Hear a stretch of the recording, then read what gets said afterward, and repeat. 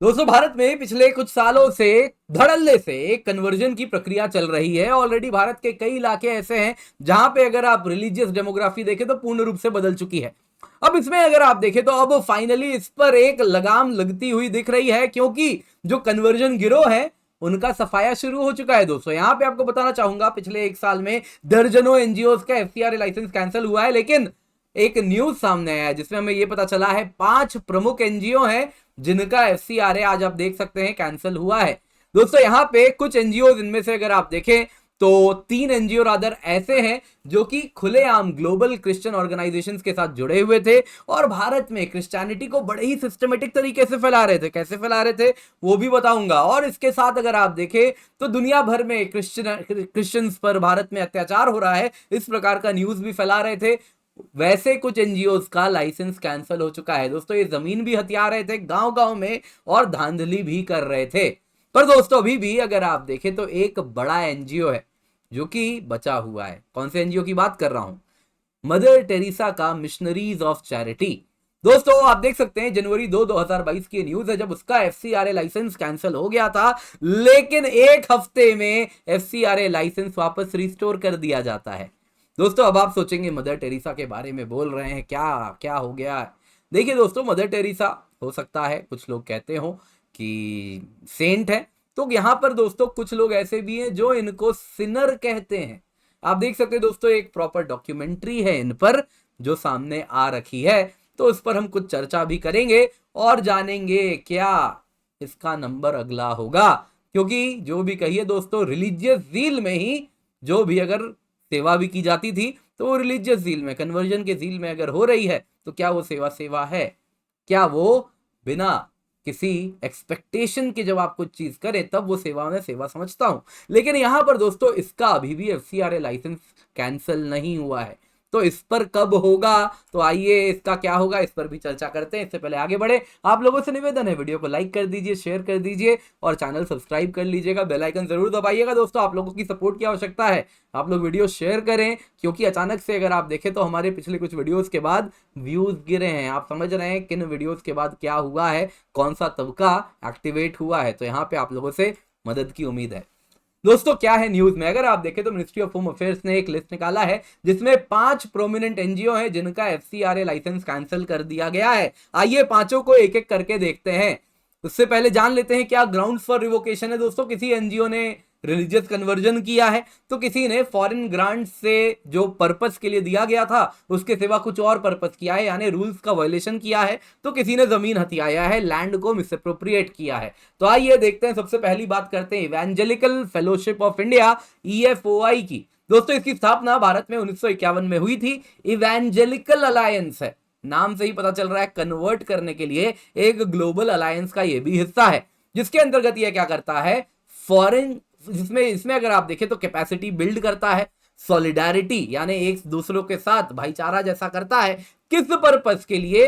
Purpose बड़ा simple है कि जो दुनिया में लोग हैं उनको भी जीसस क्राइस्ट का जो न्यूज है इन वर्ड एंड डीड विटनेस करवाया जाए, यानी कन्वर्ट किया जाए। दोस्तों, इसकी बात अगर आप करें तो एफसीआरए लाइसेंस इसका वायलेट हुआ, इसने वायलेट किया और इसीलिए क्योंकि एफसीआरए रूल्स को ये वायलेट कर रहा था, इसलिए इसका एफसीआरए लाइसेंस कैंसिल कर दिया गया है। अब दोस्तों, ये बड़ा अगर आप देखें तो रिलीजियस लिबर्टी कमीशन भी यही ईएफओआई रन करता है और रिलीजियस लिबर्टी कमीशन के अंतर्गत अगर आप देखें तो ये इस प्रकार के डेटा निकालता है कि देखिए भारत में तो इतने सारा अटैक हो रहा है। ईएफआई ने रिकॉर्ड किया 147 वायलेंट अटैक हुआ इंडियन क्रिश्चियंस में।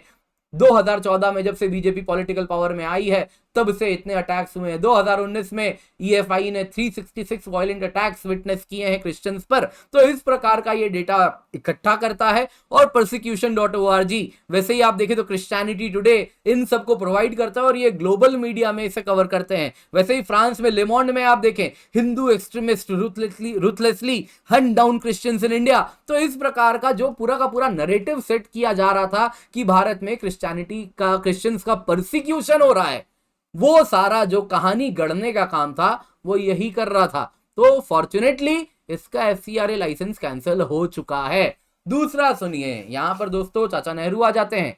Church Auxiliary for Social Action CASA, इसकी वेबसाइट में लिखा है, इसलिए आप देख सकते हैं वेबसाइट में क्या कहते हैं। जवाहरलाल नेहरू पंडित नहीं लिखते, पंडित नेहरू नहीं लिखेंगे ना, है ना। Jawaharlal Nehru the prime minister of India ने बिशप को रिक्वेस्ट किया कि जो लोग पार्टीशन के बाद आए हैं उनकी जो सफरिंग है उसको एलिविएट कीजिए।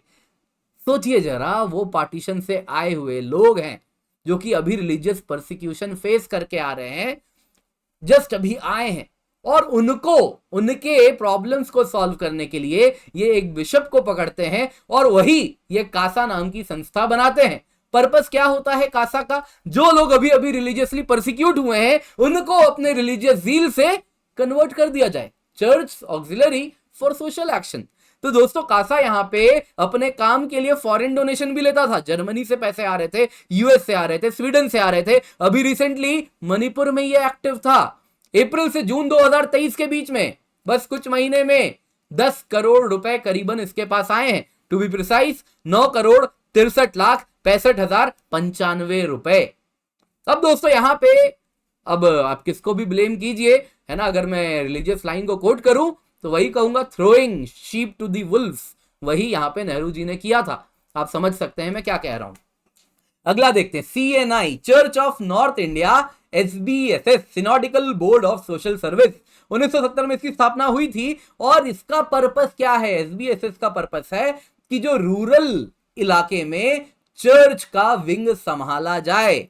अब दोस्तों ईडी ने कहा कि भाई ये तो चर्च प्रॉपर्टी इलीगल तरीके से हथिया रहा है, तो इसलिए इसका भी लाइसेंस कैंसिल हो गया। तो गांव गांव तक क्रिश्चियनिटी पहुंचाने का काम ये संस्था कर रही थी। उसके बाद अगर आप देखें तो एक VHAI है, voluntary health association of India है। ये दोस्तों 1970 में इसकी स्थापना हुई है। WHO ICMR के साथ ये काम कर रहा था। इसको US, फ्रांस और अन्य जगहों से भी पैसे आ रहे थे और इसका लाइसेंस कैंसिल किया गया है। क्या कारण है अभी न्यूज में दिख नहीं रहा। जरूर कुछ ना कुछ अंदर की बात होगी।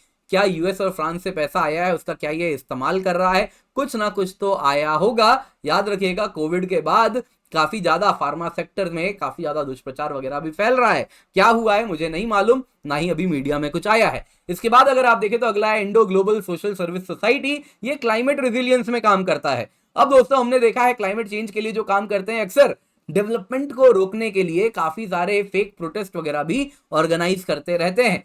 इसके बारे में और कुछ नहीं बताया गया, बस इतना बोला गया कि इसको जर्मनी, UK, सिंगापुर से पैसे मिल रहे हैं। अब दोस्तों यहां पे अगर आप देखें तो जितने भी अगर आप ये 5 प्रमुख एनजीओ देखें तो उसमें 3 क्रिश्चियनिटी से रिलेटेड हैं। और दोस्तों अगर आप देखें तो ये सारे एनजीओ कुछ इस प्रकार का प्रयास कर रहे हैं कि भारत में क्रिश्चियन लाइफ खतरे में है। इस प्रकार का न्यूज ग्लोबली फैलाया जा रहा है। आप देख सकते हैं लेमोंड में, फ्रांस के अखबार में इस प्रकार का आर्टिकल है। वैसे ही क्रिश्चियनिटी टुडे में इस प्रकार का अखबार में, क्रिश्चियनिटी टुडे में इस प्रकार का न्यूज है कि एंटी क्रिश्चियन अटैक्स भारत में बढ़ रहा है, हिंदू नेशनलिज्म बढ़ रहा है। जो क्रिश्चियन है, मेरे बहुत सारे मित्र क्रिश्चियन हैं, लेकिन मैंने तो नहीं देखा, सब कोई हंसते खेलते रहते हैं, सब खुश रहते हैं। आप देख लीजिए, आप जाइए बड़े शहरों में जाइए, ना कोई धर्म या मजहब किसी से पूछता है, सब मिलके काम करते हैं। लेकिन इस प्रकार का दुष्प्रचार ये दुनिया भर में फैलाते हैं। अब यहां पे दोस्तों अगर आप कोई भी थीम देखें, लेमोंड में देख लीजिए, क्रिश्चियनिटी टुडे में देख लीजिए, सबको दिक्कत किससे है? उन राज्यों में 12-11 इंडिया में ऐसे राज्य हैं जहां पे रिलीजियस कन्वर्जन को क्रिमिनलाइज कर दिया गया है। यहां भी देखिए एक्यूजेशन ऑफ फोर्स्ड कन्वर्जन इस प्रकार से यहां पे चल रहा है, और रिलीजियस कन्वर्जन जो एंटी कन्वर्जन लॉ है उनसे इनको बड़ी समस्या है। अब जरा आप सोचिए कि किसी देश में मेजॉरिटी डिमांड करता है anti conversion law, minorities against है। ये एक बहुत बड़ा पैराडॉक्स है। ये सबसे बड़ा प्रूफ है कि उस देश में जो मेजॉरिटी है वो कितने टॉलरेंट हैं। अदरवाइज पाकिस्तान में क्या मेजॉरिटी वहां पे जो है, क्या वो एंटी कन्वर्जन लॉ लेकर के आया है? नहीं, वो तो प्रो कन्वर्जन है। माइनॉरिटी कह रहा है माई बाप एंटी कन्वर्जन लॉ कुछ लाइए। बांग्लादेश में भी सेम है। यही होता है दुनिया में, हर जगह ऐसा ही होता है। लेकिन भारत में मेजॉरिटी क्योंकि टॉलरेंट है, इसलिए मेजॉरिटी हाथ जोड़ के खड़ा है कि भाई एंटी कन्वर्जन लॉ लाइए। लेकिन माइनॉरिटी ना ना ना, एंटी कन्वर्जन लॉ बुरी चीज है। तो ये अपने आप में कितना बड़ा, अगर आप देखें तो एक पैराडॉक्स है। ये बताता है कि भारत में जो मेजॉरिटी है वो कितने टॉलरेंट है। दोस्तों यहां पे समझने वाली बात क्या है कि एक सिस्टमेटिक अटैक हो रहा है। आप जाइए, जाके जोशुआ प्रोजेक्ट के वेबसाइट पे जाके देखिए किस प्रकार से प्रोफाइलिंग की गई है, गुज्जर ऐसे दिखते हैं, हिंदू ट्रेडिशन फॉलो करते हैं, इंडोनेशिया के ये हैं, मराठा अनस्पेसिफाइड भारत में देखने मिलते हैं, ऐसा कपड़ा ऐसा वेशभूषा है। आप यहां पे देख रहे हैं दोस्तों, ये मैप है, ये मैप में आप जितने डॉट देख रहे हैं उतना ज्यादा कम्युनिटी की स्टडी आपको एक एक डेटा मिलेगा। जैसे यहां पे सिलेक्टेड है जाट थेनवान यहां पे है, तो उनके बारे में ये बता रहे हैं उनका कैसा प्रैक्टिस है, प्रोग्रेस कितना हुआ है, क्रिश्चियनिटी से कितने दूर है। यहां पे आप ये येलो लाइन देख रहे हैं, वो बता रहे हैं कि इतना प्रोग्रेस हो चुका है, इतनी ज्यादा क्रिश्चियनिटी हो गई है। ऑरेंज में येलो में ग्रीन हो गया, यानी क्रिश्चियन वहां पे काफी ज्यादा फैल गए हैं। तो भारत में नॉर्थ ईस्ट इंडिया, दक्षिण भारत, कुछ ट्राइबल बेल्ट आप गुजरात में देख सकते हैं, डैंग्स वाला इलाका है। वैसे ही आप झारखंड में, छत्तीसगढ़ में कुछ इलाकों में देख सकते हैं येलो येलो डॉट्स दिख रहे हैं, वहां पे हर कम्युनिटी की प्रोफाइलिंग है। वैसे ही पूरे भारत की प्रोफाइलिंग की गई है। 2239 2279 ग्रुप्स, माफ कीजिएगा, उसकी टोटल स्टडी यहां पे सामने आ चुकी है। इतना ही नहीं, उसमें से 2048 ग्रुप्स इनका कहना है कि वो अनरीच्ड हैं। 90% ग्रुप्स को अब तक क्रिश्चियनिटी में कन्वर्ट करने के लिए अब तक अनटच्ड है, तो इनको टच करना है। उनकी स्टडी की जा रही है कि इनका स्टडी कैसा है, तो इनका प्रॉपर हर कम्युनिटी के हिसाब से अगर आप देखें तो ये बनाते हैं कि इनको टच करना है, तो इनकी ऐसी प्रैक्टिस है, तो पहले इसमें घुलिए मिलिए और फिर इस प्रकार से अंदर से इनको पुश करना स्टार्ट कीजिए। तो ये सिस्टमेटिक तरीके से स्टडी हो रही है और फिर ग्लोबल बॉडीज से, इनकी जो संस्थाएं हैं वहां से पैसा आके कन्वर्जन हो रहा है। दोस्तों बात कर लेते हैं मदर टेरेसा की। यहां पे जैसा मैंने बताया, कुछ लोग मदर कहते हैं, सेंट कहते हैं, लेकिन कई लोग सिनर भी कहते हैं। अब दोस्तों कोलकाता में बेस्ड इनकी एक मिशनरीज ऑफ चैरिटी नाम की एनजीओ है, इन्होंने ही स्थापित की थी। अब ज्यादा तो मैं कुछ बोल नहीं सकता, कोलकाता में स्थापित है, आपको भी मालूम है बंगाल से पुलिस कहां कहां आ जाती है। तो क्योंकि हुआ क्या था दोस्तों, अगर आप देखें तो मिशनरीज ऑफ चैरिटी की अगर आप बात करें तो इनके ऊपर काफी आरोप है कि ये फोर्सफुली लोगों को कन्वर्ट करते हैं सोशल सर्विस के नाम पे, है ना, कि मैं तुम्हारे लिए काम कर रहा हूं, लेकिन उसके पीछे रिलीजियस डील होता है तुम्हें कन्वर्ट करने का, तभी तुम्हें तुम्हारा ध्यान रखा जाता है। बच्चों को ऑर्फनेज संभालते हैं, ऑर्फनेज में भी आरोप है कि वहां पे बच्चों को, रिच लोगों को भेजा जा रहा है, कुछ लोग बेचा जा रहा कह रहे हैं, इस प्रकार की बातें होती हैं। दोस्तों एक डॉक्यूमेंट्री है, बाकी आप खुद देख लीजिएगा, mother Teresa for the love of God, जिसमें बहुत सारी बातें बताई गई हैं, आप जाके देख सकते हैं। दिसंबर 2021 की बात है, गुजरात पुलिस ने एफआईआर भी फाइल किया था। हिंदू रिलीजियस सेंटिमेंट्स को हर्ट कर रहा था ये एनजीओ, साथ ही साथ यंग गर्ल्स को क्रिश्चियनिटी में कन्वर्ट कर रहा था। और उसके बाद अगर आप देखें तो इनका एफसीआरए लाइसेंस कैंसिल होता है 2022 में। स्ट्रॉन्ग प्रोटेस्ट आता है यूके से, यूके के पार्लियामेंटेरियंस वहां के पार्लियामेंट में हल्ला मचाते हैं, वहां के प्राइम मिनिस्टर को कहते हैं कि कुछ कीजिए साहब, ऐसे नहीं चलेगा। और उसके बाद एक हफ्ते में एफसीआरए को वापस से वैलिड कर दिया जाता है। तो दोस्तों क्या मिशनरीज ऑफ चैरिटी का नंबर अगला है? आने में थोड़ा टाइम लगेगा, क्योंकि अभी जो एफसीआरए लाइसेंस है ये 2026 तक वैलिड है। इससे पहले जब कैंसिल किया गया था तो यूके से प्रोटेस्ट आया था, विदेश से ऐसे ही प्रोटेस्ट आया था, बंगाल से प्रोटेस्ट आया था बहुत ज्यादा, और वो प्रेशर के अंदर सरकार टूट के वापस से एफसीआरए सर्टिफिकेशन वैलिड की थी। लेकिन अब देख लीजिए मिशनरीज ऑफ चैरिटी को सेकंड हाईएस्ट डोनेशन कहां से आया है। अगर आप 75 करोड़ का डोनेशन देखें तो उसका 17% कृति फाइनेंस से आ रहा है, ऐसा न्यूज में आया है, आप देख सकते हैं। उसमें अगर आप देखें तो 17% ये जो कृति फाइनेंस से आ रहा है, ये पेंडोरा पेपर्स में इस कंपनी का नाम आया था, ये वो कंपनी है। तो इससे क्या पता चल रहा है कि भाई कुछ तो है। तो एफसीआरए के लिए जब वापस से लाइसेंस दिया जाएगा तो इसका ध्यान रखना चाहिए। तो क्या इसका नंबर अगला है और क्या होना चाहिए? आपका क्या ख्याल है मदर टेरेसा के बारे में और मिशनरीज ऑफ चैरिटी के बारे में? कमेंट में जरूर बताइएगा। दोस्तों आप हमें प्लीज इंस्टाग्राम पे भी सपोर्ट करें, वहां पे हमें फॉलो करें, ये हमारा इंस्टाग्राम हैंडल है। इसको आप बस गूगल लेंस या नॉर्मल कैमरा से, गूगल लेंस अगर आपके पास है तो उससे आप बस इसको स्कैन करें, आपको लिंक मिल जाएगा और हमें फॉलो करें। अदरवाइज इंस्टाग्राम में जाएं, भारत संवाद 11 सर्च कीजिए, आपको हमारा अकाउंट मिलेगा, वहां पे हमें जरूर फॉलो कीजिए, वहां भी हम कंटेंट लाना अब शुरू कर रहे हैं। इसके सिवा दोस्तों आप लोगों से निवेदन है, वीडियो को लाइक कीजिएगा, शेयर कीजिएगा, भारत संवाद को सब्सक्राइब करें, बेल आइकन अवश्य दबाएं, और एक वीडियो आ रहा होगा इसको भी जरूर देखिएगा।